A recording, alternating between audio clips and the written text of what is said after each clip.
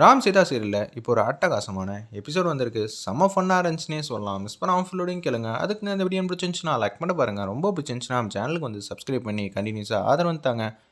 சுபாஷ்க்கு வந்து ஒரே யோசனையாகவே போச்சு. இப்போ என்ன பண்ணுறது? நிச்சயம் வந்து நான்சி சும்மா இருக்க மாட்டா. ஏதாவது வந்து குடைச்சல் கொடுத்துக்கிட்டே இருப்பா. அப்படி இருக்கும்போது அந்த ரவுடிக்கு வந்து கால் பண்ணி பேச ஆரம்பிச்சிட்டாங்க. நம்ம சுபாஷ், நீ இந்த ஊரை விட்டு போயிடு. எதுக்கே நான் குடும்பம் குழந்தை குட்டியெல்லாம் விட்டுட்டு ஊரை விட்டு போனோம்? ஏதாவது லாஜிக் இருக்கா அப்படின்னு கேட்குறாங்க. ஏய், நீ நானும் தானா மாட்டிப்போம். அவள் லண்டன்லேருந்து படிச்சுட்டு வந்திருக்கா. அதுக்கு நான் எப்படி மாட்டிப்பேன்? நான் தான் தப்பே பண்ணலையா அப்படின்னு சொல்லிடுறாங்க. எனக்கு நீ பண்ணலையா? நான் பண்ணலான்னு தான் பார்த்தேன். எனக்கு முன்னாடி யாரோ ஒருத்தன் முந்திக்கிட்டான்.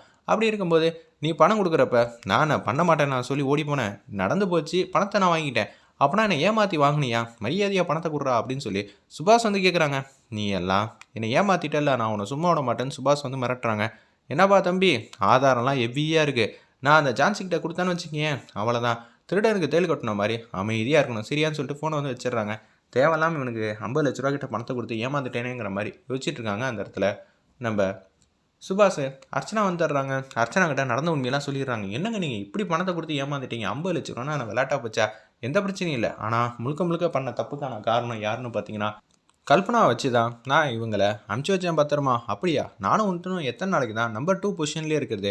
அப்கிரேட் ஆக வேணாமா? அதனால தான் நம்பர் 1 பொசிஷனுக்கு வந்தாச்சு. அப்படியா? இப்போ தான் எனக்கு ஒன்று ரொம்ப பிடிச்சிருக்குங்கிற மாதிரி பேசும்போது வாசலில் வந்து நிழல் தெரியுது. அது வழியாக யாரோ ஒருத்தவங்க விஷயத்தை வந்து கேட்டாங்கன்னு மட்டும் தெளிவாக தெரிஞ்சுக்கிட்டாங்க.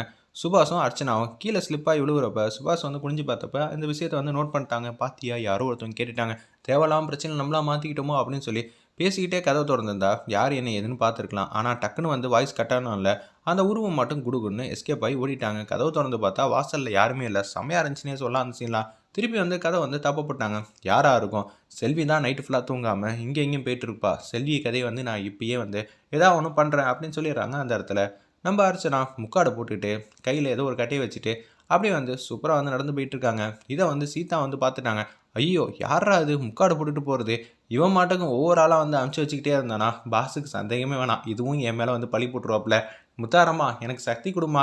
இவன் வந்து பண்ணுற தப்புக்கலாம் நான் தான் வந்து ஏதாவது பிரச்சனையில் வந்து மாட்டிக்கிறேன். அதுக்காவது இவனை வந்து பிடிச்சிடணும். கடவுளே, நீ தான் என்ன காப்பாற்றணும்னு சொல்லி சாமி கும்பிட்டுட்டு அப்படியே சீதாவும் வந்து கிச்சன்லேருந்து கரண்டி எடுத்துகிட்டு போயிட்டு இருக்காங்க. அந்த இடத்துல கதவை திறந்து யதார்த்தமாக பார்க்குறாங்க. நம்ம அஞ்சலி திறந்து பார்க்கும்போது தான் தெரியுது யாரோ ஒருத்தவங்க பதுங்கி போகிறாங்க.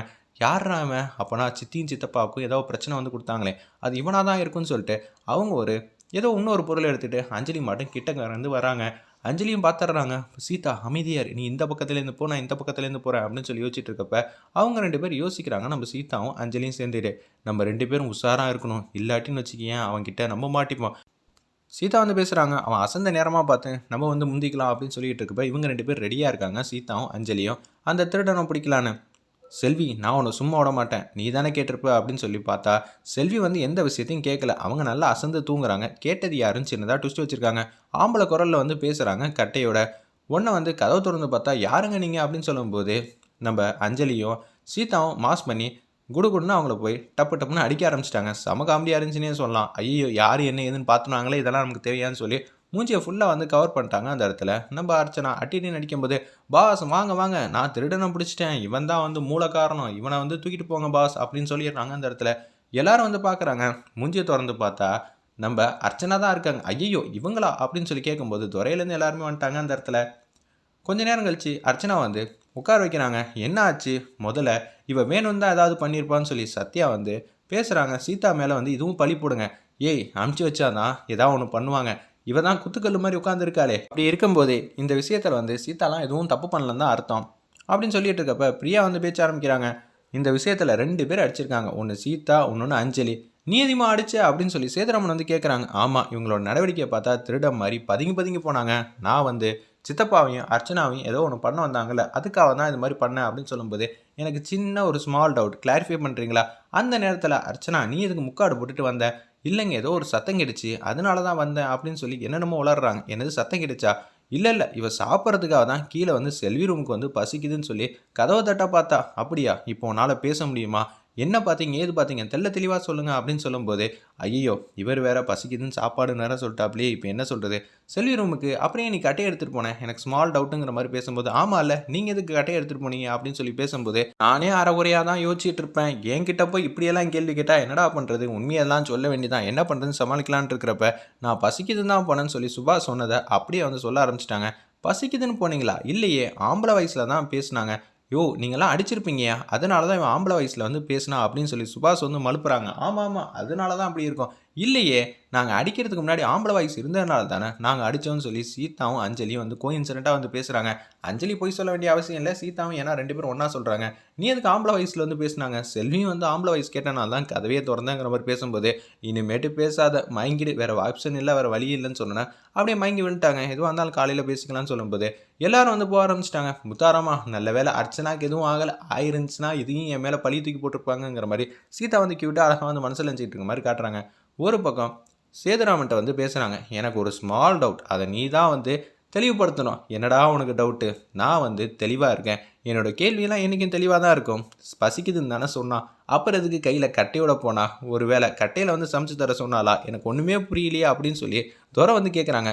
நீ தான் நிதானம் இல்லாமல் இருக்கல்ல, ஒழுங்காக போய் தூங்குற வழியை பாடுறா. என்னடா அது, இவங்கெல்லாம் தெளிவாக இருக்காங்க, இவங்களுக்கு அந்த டவுட்டே வரல. நான் நிதானம் இல்லாமல் இருக்கேன், ஆனால் எனக்கு நல்லா வந்து மூளை வேலை செய்யுதே. இது உன் ஃபால்ட்டா என் ஃபால்ட்டா? இல்லைடா என் ஃபால்ட்டு தான் அப்படின்னு சொல்லி சேதுராமன் மட்டும் எங்கேயோ எஞ்சி போகிறாங்க. செம காமெடியாக இருந்துச்சுன்னே சொல்லலாம். அடுத்த நாள் காலையில் பொழுது வந்து விடியுது. நிச்சயம் வந்து நான்சி தான் இது எல்லாத்துக்கும் காரணம். அவள் தான் எல்லாத்தையும் கேட்டுட்டு நம்மளை சிக்க வைக்கிறதுக்கு ஏதாவது ஒரு பிரச்சனை பண்ணுவா. நம்ம என்ன பண்ணலாங்கிற மாதிரி யோசிக்கும்போது நான்சி ரூம்குள்ளே வந்து சுபாஷும் நம்ம அர்ச்சனாவும் போகிறாங்க. அவங்க டிஸ்கஸ் பண்ணிகிட்டு இருக்காங்க ஏதோ ஒரு விஷயத்த. நீங்கள் என்ன நினைக்கிறீங்க அப்படின்னு சொல்லி கேட்குறாங்க நான்சியை வந்து சுபாஷ்டியும் அர்ச்சனாட்டியும். நாங்கள் வந்து சீதா மேலே தான் தப்பு இருக்குன்னு நினைக்கிறோம். நான் அப்படியெல்லாம் நினைக்கவே இல்லை, தெல்ல தெளிவாக தெரிஞ்சிச்சுங்க.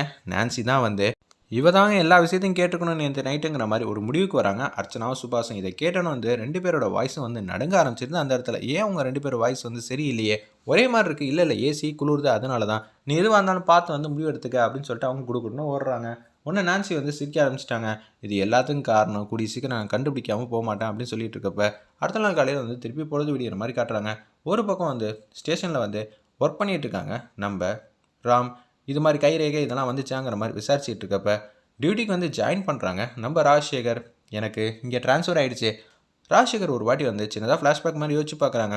ஏன்னா உமா வந்து கேட்குறாங்க ராஜசேகர்கிட்ட, இதுவே மாப்பிள்ளை கீழே நீங்கள் வேலை பார்க்குற மாதிரி ஒரு சுச்சுவேஷன் இருந்துச்சுன்னா அப்பேற்பட்ட வேலையே வேணான்னு சொல்லி நான் ரிசைன் பண்ணிடுவேன் அப்படின்னு சொன்னாங்க. இதெல்லாம் நினச்சி பார்த்துக்கிட்டு இருக்காங்க. சார் இவர் தானே உங்கள் மாமனார், காஃபி வேணா சொல்லிட்டா அப்படின்னு சொல்லும்போது, சாரி சார் என்ன மன்னிச்சிருங்கன்னு சொல்லும்போது, இங்கே எதுக்கு நீங்கள் ட்ரான்ஸ்ஃபர் வாங்கிட்டு வந்தீங்க? அப்படியெல்லாம் இல்லை, மேல் இடத்துல ட்ரான்ஸ்ஃபர் கொடுத்துருக்காங்க, அதனால தான் நான் இங்கே வந்திருக்கேன், மற்றபடி ஒன்றுமே இல்லை. சரி ஃபார்மாலிட்டிஸ்லாம் முடிச்சுட்டு இவங்கள வந்து பத்திரமா வந்து அனுப்பிச்சி வைங்க சரிங்களா அப்படின்னு சொல்லிடுறாங்க. அந்த இடத்துல ஒரு வேளை இவங்க நம்ம கேஸை வந்து சரியாக வந்து விசாரிக்கிறதுனால தான் இவங்க வந்திருக்காங்களோங்கிற மாதிரி தான் ராம் வந்து யோசிச்சுட்டு இருக்காங்க. வீட்டில் இருக்கிற எல்லாரும் வந்து பட்டமாக இருக்காங்க. எதுக்காக வந்து அர்ச்சனா இது மாதிரி போய் சொல்லணும், ஒன்றும் புரியலையே. ஒருவேளை வந்து அர்ச்சனா வந்து யோசிச்சுட்டு இருக்காங்க தனியாக இருக்கிறப்ப, கேட்ட நபர் யார்? இப்போ நான் தான் இது மாதிரி பண்ணியிருக்கேன்னு தெரிஞ்சா இப்போ எனக்கு தானே சட்ட சிக்கல் வரும். இப்போ வீட்டில் மகாவும் இல்லை நானும் இல்லைனா அடுத்தது இவ்வளோ பெரிய சொத்துக்கும் யார் அதிபதியாக வாங்குற மாதிரி அவங்க வந்து பட்டமாக வந்து திங்க் பண்ணுற மாதிரி காட்டுறாங்க. ஒரு பக்கம் நம்ம ராஜசேகரும் ராமும் மாசா வந்து காரில் வந்து ஒரே காரில் தான் வராங்க. கார் ஓட்டிகிட்டு வர்றது யாருன்னு பார்த்தீங்கன்னா நம்ம ராம் தான் ஓட்டிகிட்டு வந்துட்டுருக்காங்க. 2 பேர் யூனிஃபார்மில் மாசா எதிர வந்து டோரை வந்து திறந்துட்டு காருக்கு முன்னாடி வந்து நிற்கிறாங்க. 2 பேரும் வந்து ஒன்றா நிற்கிற மாதிரி காட்டி சூப்பர் சீனாக இருந்துச்சுன்னே சொல்லலாம். அது மிஸ் பண்ணாமல் பாருங்கள்.